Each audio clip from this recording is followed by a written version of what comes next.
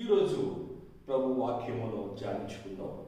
అపోస్తల కార్యములో 10వ అధ్యాయంలో కొన్ని వచనాలను మనం ఈరోజు చదువుకుందాం.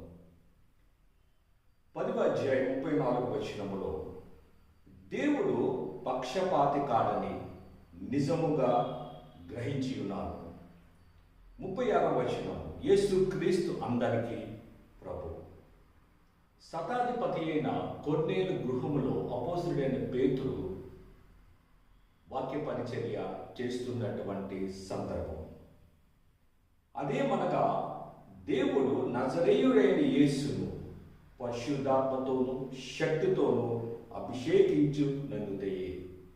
దేవుడు ఆయనకు తోడేయుండెను కనుక ఆయన మేలు చేయుచు అపవాది చేత పీడింపబడిన వారినందరినీ స్వస్థపరచుచు సంచరించుచుండెను. ఇదియుగాక దేవుడు సజీవులకును మృతులకును న్యాయాధిపతినిగా నియమించిన వాడు ఈయనే అని ప్రజలకు ప్రకటించాడు. అపోస్తలుడైన పేతురు శతాధిపతి అయిన కొర్నేలు గృహములో ప్రజల ముందు వాక్య పరిచర్య చేస్తున్నాడు.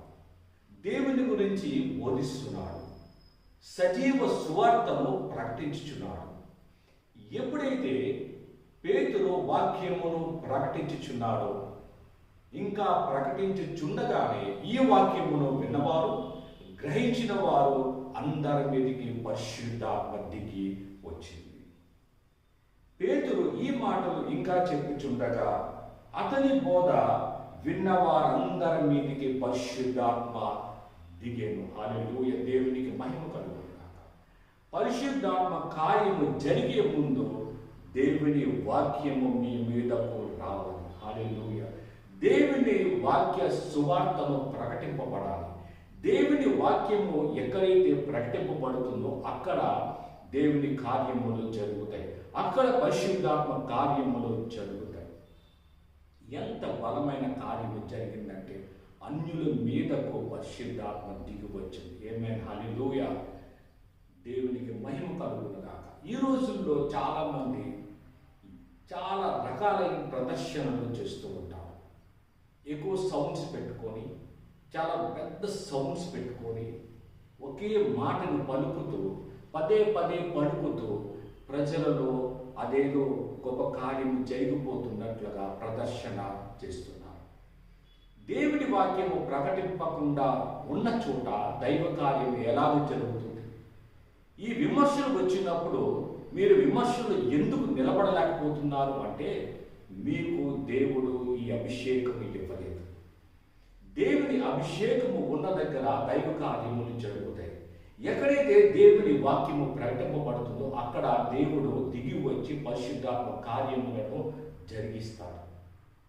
వాక్యము లేకుండా ఆరాధన చేస్తూ పిచ్చి పిచ్చిగా అరుస్తూ పెద్ద సౌండ్స్ పెట్టుకుంటూ ఎక్కువ సౌండ్స్ పెట్టుకుంటూ ఆ మధ్యలో ఆరాధన చేస్తూ దేవుని కార్యము జరుగుతున్నట్లుగా, అభిషేకం వచ్చినట్లుగా, పరిశుద్ధాత్మ కార్యములు జరిగిపోతున్నట్లుగా ప్రజలను మభ్యపెడుతున్నారు. వీరిపైన ఎవరైనా విమర్శన చేసినప్పుడు నిజంగా దైవ సేవకుడు నీ పైన అభిషేకం ఉంటే నీవు నిరూపించుకోవాల్సిన అవసరం లేదు. నీ కార్యములు నిరూపించబడతాయి. దైవ కార్యములు నిన్ను దైవ సేవకుడుగా నిలబెడతాయి. నీలో ఉన్నవాడు గొప్పవాడని నీ కార్యములు తెలియపరుస్తే, అవి రుజువు చేస్తే నీవు కోపగించాల్సిన పని లేదు. వారు విమర్శించినప్పుడు ప్రతిగా నీవు మళ్ళీ వారిని విమర్శించిన అవసరం లేదు. నీ గురి దేవుడై ఉండాలి. ఎప్పుడైతే వాక్యమును ప్రకటిస్తారో అక్కడ మాత్రమే ఆ వాక్యముని ఎవరు పొందుకుంటారో గమనించండి.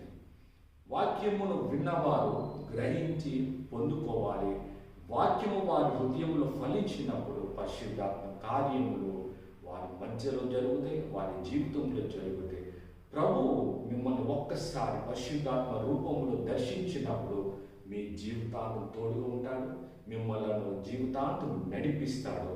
మీ ద్వారా ఆయన గొప్ప సాక్ష్యమును పొందుకుంటాడు, గొప్ప మహిమను పొందుకుంటాడు. ఈ విషయాన్ని గమనించాల్సిందిగా కోరుతూ ఈ వాక్యం ముగిస్తాను. ప్రభు